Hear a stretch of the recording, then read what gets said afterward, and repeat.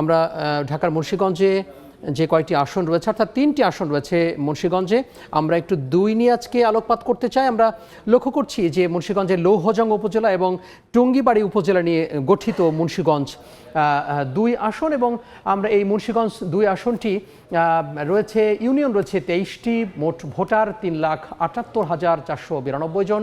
এছাড়া পুরুষ ভোটার রয়েছেন এই আসনে 1,94,720 জন, নারী ভোটার রয়েছেন 1,83,772 জন। এখানে অস্থায়ী যে ভোট কেন্দ্র সেটি 130টি নতুন করে করা হয়েছে। ভোট কক্ষ এছাড়া স্থায়ী রয়েছে 726টি এবং অস্থায়ী 48টি, মোট 774টি এখানে যে ভোট কক্ষ, সেই ভোট কক্ষ এখানে রাখা হয়েছে। আমরা এখানকার যারা প্রার্থিতা করছেন, অর্থাৎ যারা লড়বেন এই আসনে মুন্সিগঞ্জ 2 আসন থেকে, তাদের বিষয়ে একটু দেখতে চাই। আমরা এখানে লক্ষ্য করছি যে ধানের শীষে যে প্রার্থী, অর্থাৎ জাতীয়তাবাদী দল বিএনপি মনোনীত যে প্রার্থী রয়েছেন আব্দুস সালাম আজাদ, তিনি ধানের শীষের প্রার্থী। এছাড়া আমরা লক্ষ্য করছি যে এবিএম ফজলুল করিম তিনি দাঁড়িপাল্লার প্রার্থী, অর্থাৎ বাংলাদেশ জামাত ইসলামী মনোনীত যে প্রার্থী, তিনি দাঁড়িপাল্লা নিয়ে প্রতিদ্বন্দ্বিতা করবেন, এবিএম ফজলুল করিম। এছাড়া আমরা লক্ষ্য করছি যে শাপলাকলি অর্থাৎ এনসিপির যে প্রার্থী রয়েছেন মাজেদুল ইসলাম। এছাড়াও কিন্তু অন্যান্য যে প্রার্থীরা রয়েছেন আমরা তাদেরকেও লক্ষ্য করছি, যে ইসলামী আন্দোলন বাংলাদেশের এখানে KM বিল্লালকে আমরা লক্ষ্য করছি, পাশাপাশি খেলাফত মজলিসের মোহাম্মদ আমিনুল ইসলামকে আমরা লক্ষ্য করছি। যদিও ইসলামী আন্দোলন বাংলাদেশ, জামাত ইসলামী, পাশাপাশি শাপলাকলি, এইদের ভেতরে কিন্তু একটি নির্বাচনী যে সমঝোতা, সেই সমঝোতা হয়েছে, এবং এই যে আসন অর্থাৎ মুন্সিগঞ্জ 2 আসন, এই মুন্সিগঞ্জ 2 আসনে তারা কিভাবে ছাড় দেবেন সেটি আসলে তাদের যে সমঝোতা, সেই সমঝোতার একটি বিষয়। তবে আমরা এই আসনে যেই প্রার্থী পরিচিতি, সেই প্রার্থী পরিচিতি আমরা এখানে আপনাদেরকে করালাম। আমরা একটু সরাসরি যুক্ত হতে চাই, আমাদের সহকর্মী রয়েছেন, আমাদের সহকর্মী নাসির উদ্দিন উজ্জ্বল, তার কাছে আমরা একটু যেতে চাই। নাসির, আপনারা এই যে নির্বাচনী উত্তাপ কেমন দেখতে পাচ্ছেন ত্রয়োদশ জাতীয় সংসদ নির্বাচনে, এবং মুন্সিগঞ্জ 2-এ ভোটারদের যে কি পরিস্থিতি, তারা আসলে কি ভাবছেন এই সামনে নির্বাচন নিয়ে? তারা নিশ্চয়ই ভোট দিতে যাবেন, উৎসব কেমন দেখছেন সেখানে?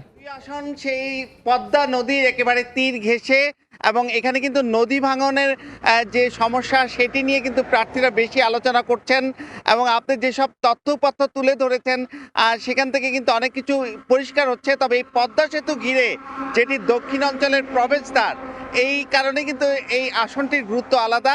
তবে এখানে এই মুন্সিগঞ্জ পুরো জেলায় কিন্তু এক বিএনপির ঘাঁটি হিসাবে পরিচিত ছিল দীর্ঘদিন ধরে।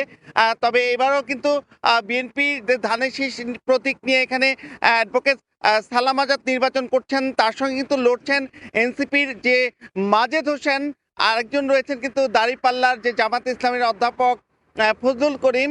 এই 3 জনের মধ্যে কিন্তু মূল প্রতিদ্বন্দ্বিতার আভাস পাওয়া যাচ্ছে। তবে যেহেতু জামাত ইসলামের সঙ্গে যে এনসিপির যে জোট হয়েছে, জোট হওয়ার পরেও যে 2 দলের প্রার্থী রয়েছে সেগুলো নিয়ে আলোচনা হয়েছে, এবং 2 প্রার্থীর সঙ্গে কিন্তু আমাদের কথা হয়েছে, তারা কিন্তু এখনও কোনো ছাড় দেওয়ার বিষয়টি বলছেন না। এনসিপি বলছে যে এই আসনটি তাদের ছেড়ে দেওয়ার কথা রয়েছে, তারপরে কিন্তু দাঁড়িপাল্লার প্রার্থী এখনও রয়েছেন, এবং কিছুক্ষণ আগেও কিন্তু দাঁড়িপাল্লার প্রার্থী বলেছেন যে তাদের এখনও থাকার সিদ্ধান্ত রয়েছে, তারা এখানে নির্বাচন করবেন, এবং তারা খুবই আশাবাদী যে এই অঞ্চলের দুর্নীতিমুক্ত, এবং এই অঞ্চলে যেসব নদী ভাঙন সমস্যা, আলু সমস্যা রয়েছে, এখানে যে যোগাযোগ ব্যবস্থার সমস্যা রয়েছে, এই বিষয়গুলো নিয়েও কিন্তু আলোচনা হচ্ছে। এবং সকল প্রার্থী, ধানের শীষের প্রার্থীও কিন্তু বলছেন যে এই অঞ্চলে যে বিশ্ববিদ্যালয় দরকার, মেডিকেল কলেজ দরকার, যে প্রাচীন সভ্যতার জনপদ হিসাবে এখানে কিন্তু 1000 বছর আগে কিন্তু এই বিক্রমপুর শিক্ষার ক্ষেত্রে অনেক এগিয়ে ছিল।